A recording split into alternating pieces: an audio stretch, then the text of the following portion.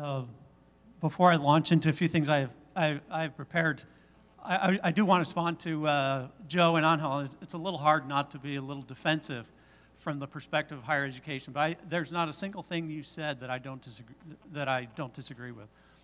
That I agree. Everything you said, I agree with. I think there are enormous challenges. I think the idea that universities of today look a lot like they did 100, 200 years ago. Of course, I speak from the perspective of Georgia Tech.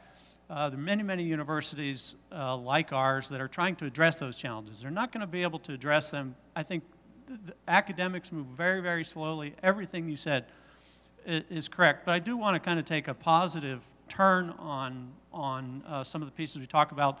And I'll show a video at the end. And it really hinges on our students.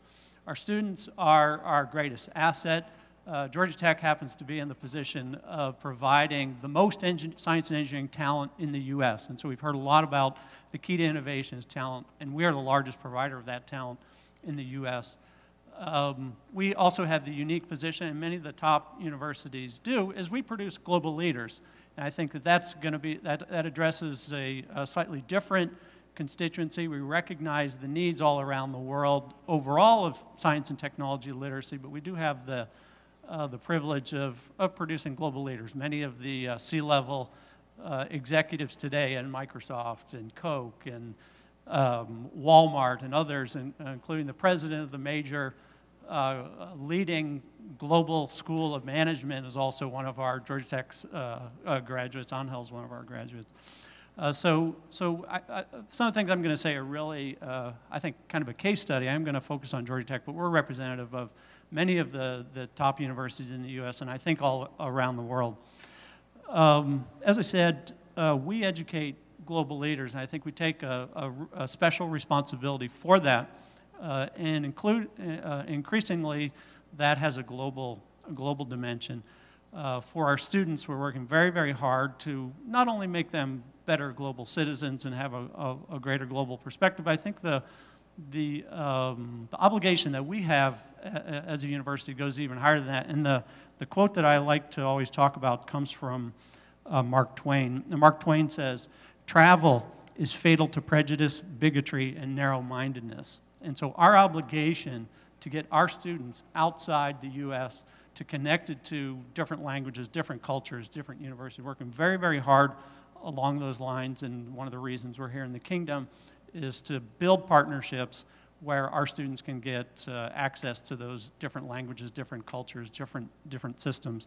And I think many of us who've had that international experience is a life-changing experience.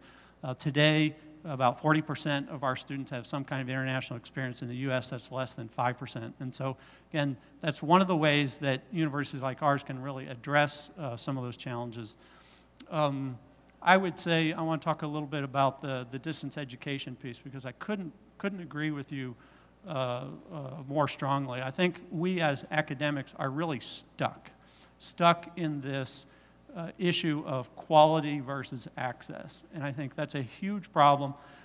We as Georgia Tech will pat ourselves on the back. We deliver 700 courses today by distance learning. We have 20,000 students on our campus, 17,000 students off campus through distance learning. I think that's pushing the boundaries, but yet academics are still stuck in this idea that if it doesn't meet the quality threshold of face-to-face delivery, in-class delivery, somehow we're allergic to that.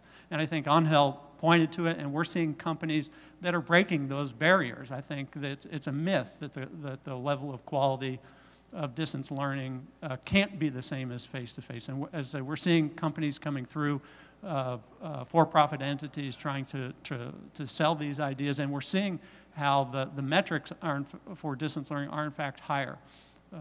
Quality metrics in terms of education delivery are higher than in class. And so I think it will take entrepreneurs. I think it will take folks outside of the traditional education system to push those boundaries. And I think as soon as academics can be convinced of the quality experience, I think you'll see a rush, because the top institutions are looking for that. They recognize that extraordinary need, but yet at the same time, we're stuck in this question of quality, but we're also, it doesn't yet fit into our business model.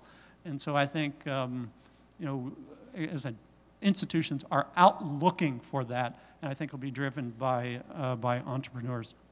I want to talk a little bit about globalization of higher education and kind of what we see as the importance of that. You're hearing a lot about institutions going all around the world forming global campuses. We have 5 campuses around the world. I think in many ways that idea that top institutions are going to build branch campus, in many ways I think that idea has passed because so many people have failed. I think we have a couple models where there are success. Many of our models have challenges, I think is the most polite way to say it. I think we'll see that globalization of higher education is going to be more focused on research. And so we just finished a strategic plan. In our strategic plan, we're saying that over the next 25 years, we'll have between 30 and 50 portals of presence all around the world. Those portals of presence will be centered primarily on research. Research is still in our core mission. About half of what it is we do from a budget standpoint is research-driven. And so we will have an increasing presence all around the world. I think last thing I'll say, and then I do want to show this video, is that we're a public institution. We're funded by our government, and we have a whole bunch of constituents. In fact, that's a whole other conversation. Why universities find it so difficult to change is the various constituencies we have to address and the extreme challenges of so many different constituencies. But as a public institution, we're interested in attracting visitors to our campus, and those visitors are not only students, but those visitors are governments and companies and so on. And I'll just give you, again, it's patting ourselves on the back. I'll give you an example of something we're doing that we will definitely expand. The Korean government has set one of their ministries has set up an office on our campus, and they've placed government officials, and they are going to be doing 3 things: research, education, economic development.